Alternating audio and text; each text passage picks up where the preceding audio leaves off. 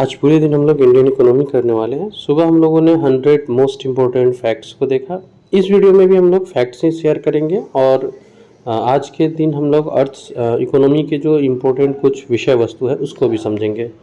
State PCS UPSC जैसे exam का preparation कर रहे चैनल को सब्सक्राइब कर लीजिए, बहुत यूजफुल होगा ये।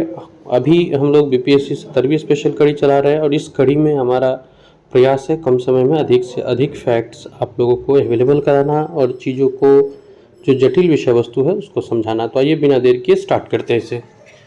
सार्वजनिक क्षेत्र का क्या तात्पर्य होता है? तो ये होता है वाणिज्य एवं व्यापार पर सरकार का स्वामित्व होना। भारत में कर्मचारियों के महंगाई भत्ते के निर्धारण का आधार होता है उपभोक्ता मूल्य सूचकांक। और दूसरी पंचवर्षीय योजना का प्रारूप किस अर्थशास्त्री के आर्थिक मॉडल पर है? तो ये पीसी महालनोबिस मॉडल है।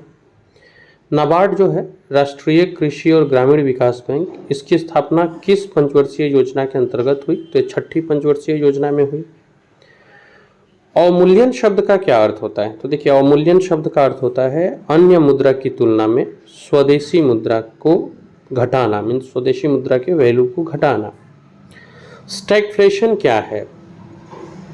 तो जो मंदी के साथ मुद्रास्फीति होती है वो स्टैगफ्लेशन होती है। भारत में गरीबी हटाओ का नारा 5वीं पंचवर्षीय योजना में आया। अंतर्राष्ट्रीय व्यापार का प्रमुख प्रहरी एफसीआई होता है, यानी अंतर्राष्ट्रीय वित्त निगम होता है। भारत की विदेशी मुद्रा कोष में सबसे अधिक अंश किसका होता है? तो विदेशी मुद्रा परिसंपत्ति का होता है। ओटीईआई क्या है? तो ये भारत का एक शेयर बाजार है।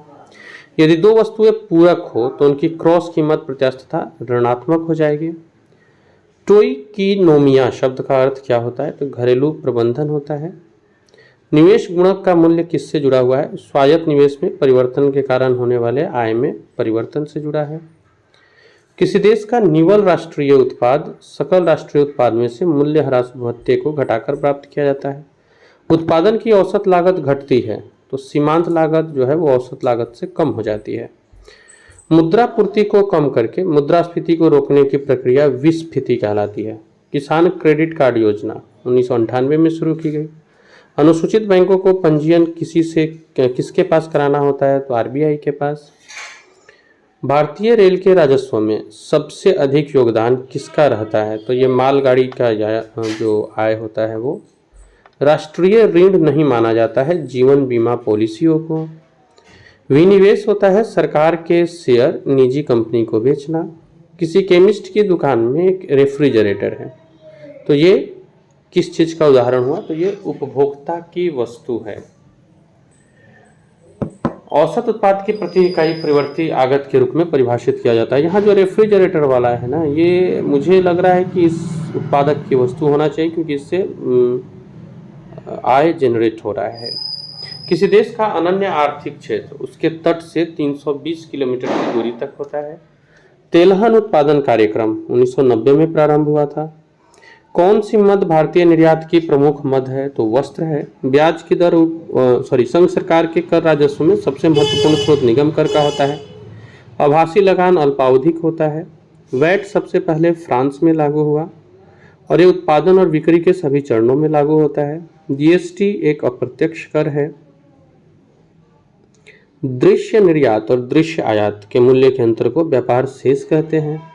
अचल संपत्ति तृतीय क्षेत्र के अंतर्गत आता है और अनार्जित आय जो है ये अंतरण आय होती है।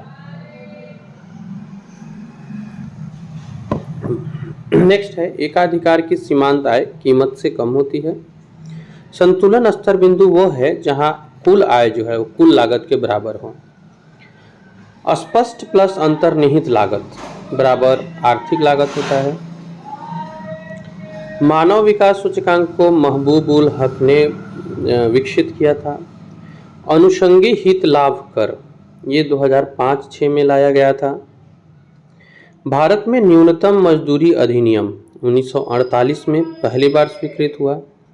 जब एक वस्तु की एवजी की कीमत कम हो जाती है तो एक्स की मांग भी कम हो जाती है। प्रतिभा पलायन है कुशल कर्मियों का उत्प्रवासन। मुद्रास्फीति को रोकने के लिए कौन सा सरकार द्वारा किया जाने वाला उपाय है? तो यह घाटा वित्तीयन में कमी और उत्पादन में वृद्धि। योजना में कोर सेक्टर का क्या तात्पर्य है? तो यह आधारभूत उद्योग होता है। इंडिया इज फॉर सेल नामक पुस्तक चित्रा सुब्रमण्यम ने लिखा है। आर्बिट्रेज का क्या अभिप्राय है? तो स्वतंत्र विदेशी मुद्रा बाजार में कम मूल्य पर क्रय की गई मुद्रा की अन्यत्र ऊंचे मूल्य पर बेचने की क्रिया है। BN युगांधर समिति का संबंध राष्ट्रीय सामाजिक सहायता योजना से है। तृतीय क्षेत्र का अंश बढ़ने लगता है जब अर्थव्यवस्था विकसित होने लगता है। CSO की स्थापना से है। राष्ट्रीय आय, उत्पादन लागत और निबल देशीय उत्पाद होता है। लघु उद्योग में सुधार के लिए आबिद हुसैन समिति थी। गिफिन प्रकार की वस्तुओं पर मांग की नियम लागू नहीं होता है। जैसे जनरली है मांग बढ़ने से कीमत बढ़ती है, ये गिफिन पर लागू नहीं होता है। ड्रेन का विभवांतर सिद्धांत प्रतिपादित किया था गोविंद रानाडे ने। आर्थिक विकास की बेहतर माप प्रति व्यक्ति आय है और इसको निकालने के लिए राष्ट्रीय आय को देश की कुल जनसंख्या से भाग करते हैं। भारत में कुल श्रम शक्ति का 52% भाग कृषि में है। अंत्योदय कार्यक्रम का उद्देश्य था गरीबों में सबसे अधिक गरीब की मदद करना। भारत में जो निर्धरता का स्तर है वो परिवार के कैलोरी उपभोग व्यय के आधार पर किया जाता है। वर्ल्ड डेवलपमेंट रिपोर्ट IBRD प्रस्तुत करती है। मानव विकास सूचकांक में सम्मिलित जो होता है, इसमें तो 3-4 चीज़ें सम्मिलित है, जिसमें एक राष्ट्रीय आय भी है, प्रति व्यक्ति आय भी है। यह सत्य होगा कि भारत को परिभाषित किया जाए एक श्रम आधिक्य वाली अर्थव्यवस्था के रूप में। अल्प विकसित देशों में सामाजिक असमानता, आय में असमानता देखने को मिलती है। मानव विकास सूचकांक में सामाजिक असमानता शामिल नहीं है। सार्वजनिक और निजी में उद्यमों का स्वामित्व के आधार पर वर्गीकृत किया जाता है। व्यक्तिगत कर, निगम कर, ये सब प्रत्यक्ष कर के उदाहरण है, जबकि होटल प्राप्ति कर, भू राजस्व कर, कृषि आय कर ये प्रत्यक्ष कर के उदाहरण है। लघु उद्योग वो होता है जिसमें 1 करोड़ अधिकतम हो, मतलब 1 करोड़ या उससे कम रुपये निवेश हुआ हो। शंकरलाल गुरु समिति का संबंध कृषि विपणन से है। मीरा सेठ समिति का संबंध हथकरघे विकास से है। शंकरलाल गुरु कृषि विपणन, मीरा सेठ समिति हथकरघे विकास, जानकी रामन समिति बैंकों की प्रतिभूतियों के सौदों की जांच और नायक समिति लघु उद्योग से जुड़े हैं। रेखा समिति अप्रत्यक्ष करों के संबंध में है। नरसिंहम समिति बैंकिंग संरचना सुधार। ज्ञान प्रकाश समिति जो है वो चीनी घोटाला से जुड़ा हुआ है। पेट्रोलियम से सुंदर राजन समिति का संबंध है। भूतलिंगम समिति वैट से है। उर्जित पटेल समिति का संबंध है मौद्रिक एवं साख नीति के मौजूदा फ्रेमवर्क की समीक्षा से। BK चतुर्वेदी कमेटी तेल क्षेत्र से जुड़ा हुआ है। सार्वजनिक वितरण प्रणाली से संबंधित समिति है वेणुगोपाल समिति। केलकर टास्क फोर्स की सिफारिश का संबंध है करों से। भंडारी समिति ने किसके संबंध में अपनी सिफारिशें प्रस्तुत की थी? तो क्षेत्रीय ग्रामीण बैंक की पुनर्संरचना। रंगराजन समिति का संबंध है भुगतान संतुलन घाटा से। RN मल्होत्रा समिति बीमा से।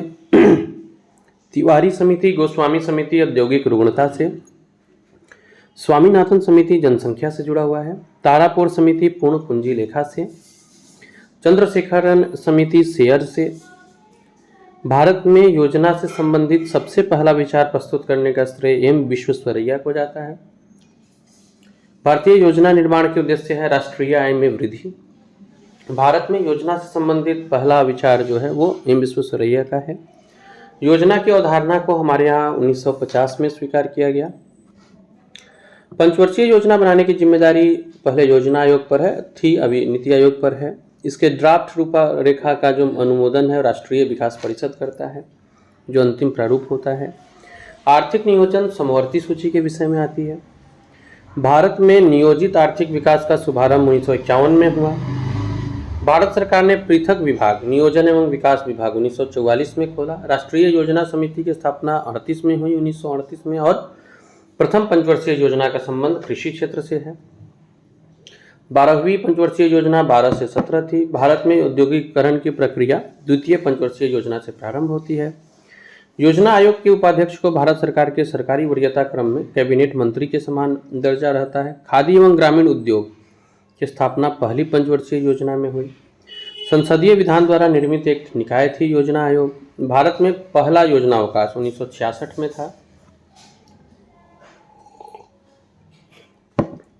राष्ट्रीय विकास परिषद का पदेन सचिव नीति आयोग के सचिव होते हैं। भारत सहायता क्लब की स्थापना द्वितीय पंचवर्षीय योजना में हुई। पंचवर्षीय योजना के इतिहास में सबसे असफल योजना तृतीय पंचवर्षीय योजना रहा।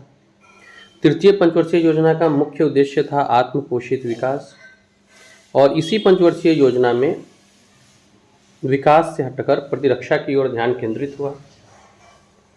फेडरल रिजर्व बैंक अमेरिका का केंद्रीय बैंक है।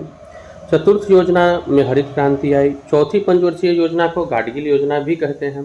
राष्ट्रीय विकास परिषद के अध्यक्ष प्रधानमंत्री होते हैं। आर्थिक नियोजन का एक अनिवार्य लक्षण है समाजवादी अर्थव्यवस्था का होना। सातवीं पंचवर्षीय योजना की अवधि 1985 से 90 थी, जबकि 11वीं की समाविष्ट आर्थिक वृद्धि। आठवीं पंचवर्षीय योजना की अवधि 92 से 97 थी, और केंद्रीकृत नियोजन सबसे पहले पूर्व सोवियत संघ में देखने को मिला। 10वीं पंचवर्षीय योजना में आधारिक संरचना पर बल देना शुरू किया गया। यूटीआई भारत का सबसे बड़ा म्यूचुअल फंड संस्था है। 5वीं पंचवर्षीय योजना के दौरान आपातकाल लगाया गया था और जनता पार्टी चुनी गई थी। अंतर्राष्ट्रीय व्यापार का मूल आधार होता है निरपेक्ष लाभ तथा तुलनात्मक लाभ दोनों। सुपर 301 ये अमेरिकी व्यापार कानून की धारा है जो उन्हें अपने आयात पर उच्च सीमा शुल्क लगाने की शक्ति देती है। India bond brand equity fund की स्थापना 1996 में हुई। भारत को अधिकतम विदेशी विनिमय रत्न एवं आभूषण से प्राप्त होता है। ट्रिप्स जो है TRIPS बौद्धिक संपदा अधिकारों के व्यापार से संबंधित पक्ष करार का संचालन विश्व व्यापार संगठन करता है। भारत का जो सबसे अधिक आयात होता है वो ओपेक से होता है, यानी पेट्रोलियम। भारत द्वारा सबसे अधिक मुद्रा किस चीज में बाहर जाता है तो पेट्रोलियम है। निर्यात के तीव्र प्रसार में सहयोग देने के लिए कारक निर्यात कर विविधीकरण है। सूरत में बनी वस्तुएं मुंबई या दिल्ली में बेची जाए तो प्रादेशिक व्यापार हुआ। भारतीय विदेश व्यापार संस्थान नई दिल्ली में है।